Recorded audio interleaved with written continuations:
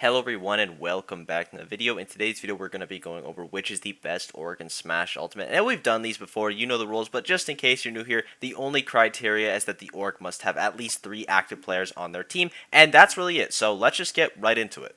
And our number 5 org is going to be 2-6R, and they actually have a lot of people on their roster, but the top 3 players that we're going to be talking about are going to be Onin, Cosmos, and Mutis, because those are the people that have been performing the best for the most part. But the last month or two for 2-6R, it hasn't been amazing. And we'll start off with Mutis, who he just had a bad trip in Japan. He didn't have any good placements there. 97th at Kagaribi, 49th at Delta, 65th at Meisuma. It happens, it wasn't his trip, but before that he was getting amazing results. He got 9th at Summit, beating both Spargos and Riddle, as well as a couple other players, as well as that obvious second place at Genesis, which is one of the best runs of the year from Mutis, getting wins on Leo, Light, Glutony, Aquila, Meister, and a bunch of other amazing players. So Mutis has that amazing Genesis run. He's been doing really well in NA. Japan, unfortunately, didn't go super well for him, but everything outside of that has been looking pretty good. And then you have Onin. Now, from Onin, we haven't really seen any of him this year. The only tournament that we've seen him at least that was a major caliber, was Let's Make Big Moves, where he got 25th, losing to Shattuck in Enhanced PV, but he did get a win on Kabi and PK Chris, and he is going to Battle BC, and I would be super surprised if Onin did not top 8 that tournament. I think a lot of people will forget how good Onin is because,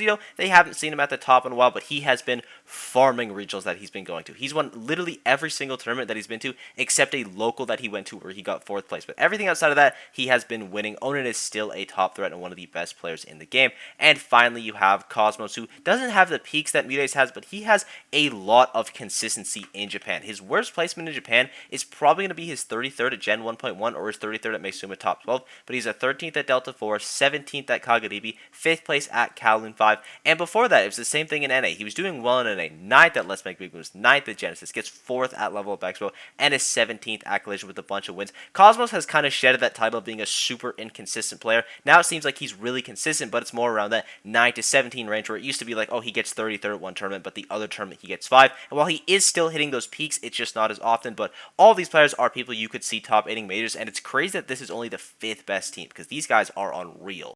In 4th place, you're going to have Moist Esports. And I know this seems a little bit low for them. Every other ranking we've done, they've been either 1st or 2nd, but I'm going to be having them at 4th here just because a couple of the players have been underperforming a little bit. And the 3 that I've chosen are Light, Cola, and Goblin. And the reason I have Goblin over Aaron is just because Goblin has more events under their belt, and they've also just been doing incredibly well. Like, Goblin's season has been pretty solid. They have a 17th at Let's Make Big Moves, beating Chag, Chase, Mr. Zircon, 33rd at Genesis, which isn't terrible, 13th at Level Up Expo, getting a couple good wins, 25th at Collision, 3rd at Phoenix Down, 3rd at Battle for the South, 5th at Cirque du CFL. Like, Goblin has just been insanely consistent. While they don't have a top 8 at a major yet this year, I do imagine that they'll probably get it, because Goblin's just one of those players that whenever I watch their gameplay, I'm just so impressed. I don't really have anything other to add that Goblin is just a hidden gem. You need to watch some Goblin sets because Pete Goblin is one of the best players in this game, and it's not even close. It's actually ridiculous how good they are when they're playing at their top game. Next up, you have Cola, who has been doing a little bit worse than he has did in 2022, but honestly, he started to recover his season and look really strong again. He starts off the year with a 33rd at Let's Make Big Moves, which isn't great. Then he has a 13th at Genesis, which was insane, and only ended because he had to fight Aquila in the losers bracket, which is just honestly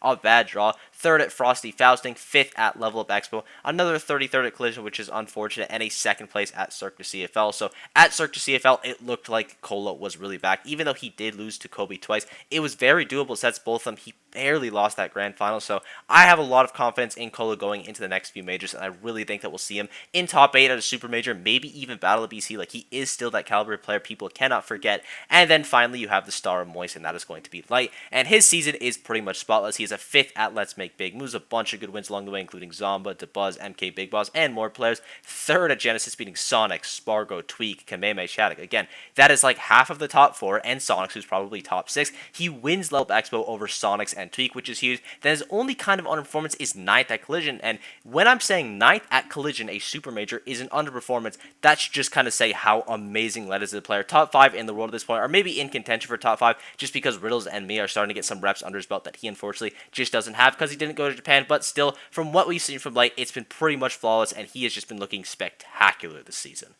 And in third place, we're going to have Team Liquid, their top 3 players being Riddles, DeBuzz, and Etourier. And we'll start off with Etourier. Now, his season, it hasn't been amazing. He starts off really strong with a 7th place at Umebura, but ever since then, it's been kind of downhill. He's a 13th at Kagaribi, 25th at Meisuma, 49th at Subugeki, 2nd at Delta 3, which wasn't a major, but it was a pretty big regional. Then 65th at Gen 1.1, 17th at Wave 4, 25th at Meisuma top, 49th at Delta 4, and then finally a 33rd at Kagaribi. And along the way, he's gotten a bunch of good wins, because even when you're getting these placements in Japan, you can still get some A tier, B tier wins along the way, maybe even S tier sometimes, and that Umebura run is still incredible, but everything outside of Etourier hasn't been amazing, though I do expect him to bounce back. He is an incredibly talented player, and I have a lot of faith in him in general, so I imagine this is just a bit of a rough patch that he's been going through. But speaking of people getting over rough patches, we got to talk about DeBuzz, because he recovered his season so insanely hard. He starts off with a 9th at Let's Make Big Moves, pretty good, getting wins on Apollo Kage, MPG, Goblin.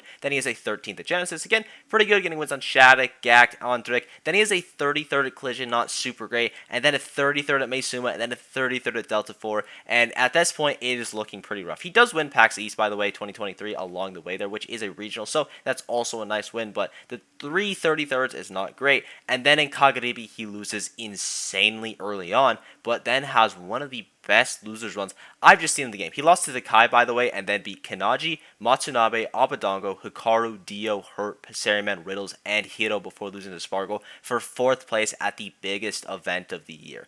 DeBuzz's Kagaribi run was incredible. Again, it's one of the best runs we've had this season, and it just shows that he is still around to stay. He played so degen at that tournament, and that's honestly what I need to see from DeBuzz, because when he's playing like that, he just looks extremely difficult to play against. Like, it is really, really hard to beat him. And the final player from Liquid, we, of course, have Riddles, who is going to be their best rep right now, with a 7th place at Let's Make Big Moves to start off the season, then a 33rd at Genesis, and that's a little bit rough for Riddles, but everything else is really good. He obviously wins a super major in Collision, which is massive, getting wins on players like Leo, Sonics, 2 wins on Skyja, who's like a really prevalent player at this point because he has been farming. 9th place at Summit, only losing to Mutes, Proto Bonham, and Skyja, winning on Leo, Nadaryu, and Spargo, so he beats 2 of the top 4 in one tournament. Major upset, gets 3rd there, only losing to Big D and Spargo, as well as getting a Big D win and a bunch of other players. And then once he goes to Japan, he's one of the few NA players that actually did pretty well in Japan. He's a 4th at Meisuma, 2nd at Delta 4, and 7th at Kagaribi. Did not miss a top 8. Again, outside of Genesis, Riddle's season has been squeaky clean. He has a bunch of good wins and is someone that is 100% top 10 in the world at this point, but honestly in contention for top 5. In 2nd place, we're going to have the finally dethroned kings of Zeta Division, though it's not by a lot. Their 3 players are going to be Akala, Gact, and Tia. We'll start off with Gact, who starts the season really rough, but then recovers it insanely well. He's a 65th at Umebura and a 33rd at Genesis, but then he has a 9th place at Kagaribi 9, 17th at Meisuma top 11, 5th at Subugeki 13, 3rd place at Meisuma top 12, and 25th at Kagaribi 10. Going back to the Meisuma run, he got wins on Riddles, Shuton, and T, only losing to Akala and Mia. This is probably the best run a Nest player has done today, and he's 100% secured himself as the best Nest for the ranking season with this run, unless Syrup or Sen does something crazy at Battle of BC or one of the other Nest players, because there is a lot of them. Gact is probably going to snag that title for another time. It feels like he has been on top of the Nest game for a while, despite there being so many Nest players, but Gact, he is just unreal. Again, that Meisuma run is ridiculously good. Next up, you're going to have T, who has been having a little bit of a shaky season, of course, to his standard, because he has a 2nd at Umebura, 9th at Genesis, 17th at Meisuma top 11, 5th place at Meisuma top 12, and a 17th at Kagaribi. Like, the fact that that's kind of a shaky season is just showing how amazing of a player he is, but his best run is going to be at Umebura right at the start of the year, getting wins on Osimo, Munikin, Kameme, Yoshidora, Suinoko. Genesis as well, getting wins on DeBuzz, Ouch, Modzai, only losing to Leo and Akala. Just a little bit unlucky there, and we also haven't seen T out of region, and T seems to do a lot better out of region. You know, he farms Europe, like that is literally just his hometown. He does pretty well in NA usually when he travels, so I don't think he's going to battle at BC, unfortunately, but the next invading event we see him at, I imagine he does pretty well there as well. And finally, you have the crown jewel of the just entire game right now. That is going to be Akala. He has a big win at Umebura, 7th place at Genesis. His worst placement of the season, by the way, is top 8 at Genesis. Then he wins Kagaribi, only dropping a set to Osimo. 3rd place at Meisuma top 11, only dropping sets to Mia and Ken. He wins Meisuma top 12. He gets 2nd place at Kagaribi with only losing to Spargo, and gets a bunch of good wins along the way.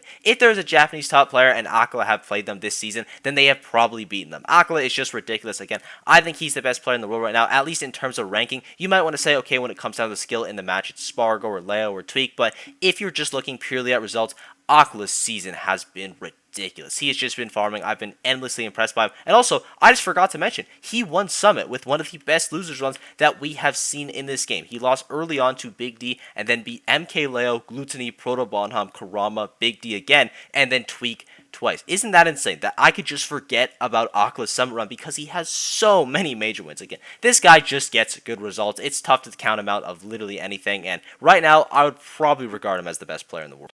And even though Zeta Division may have the best player in the world, they don't got the best team in the world anymore because that title finally goes to Luminosity with their pickups of Tweak and MK Leo and their old member of Meister. And we'll start off with Meister, who gets severely underrated in this game. I think it's probably just because Bia has been having so much success, but Meister is ridiculous. He does start off the season admittedly pretty rough, 33rd at Let's Make Big Moves and a 25th at Genesis, but then he has one of the best runs of the season at Collision with 4th place there, only losing to SkyJ and Spargo and beating Henry Luma, Dark Wizzy, Karama, MVD, Zomba, Shiny Mark, and Lima. That is just an absurd run for Meister, and even though Mia is definitely the best game watch in the world right now, you still cannot count Meister out of it because he is a ridiculous player. Next up, you're going to have Leo, who is MK Leo, though he has been underperforming this season, of course, to his standards. He has a 4th place at Let's Make Big Move to start of the year, and a massive win at Genesis, winning the biggest NA tournament to date. Of course, that is going to potentially change if Battle of BC does surpass Genesis, but the way it's looking right now, I think Genesis will stay the bigger tournament, so that's a huge win for Leo. Obviously got a bunch of good wins along the way, including Siski, T, Sonics, Light, and Mutace twice, as well as some other players.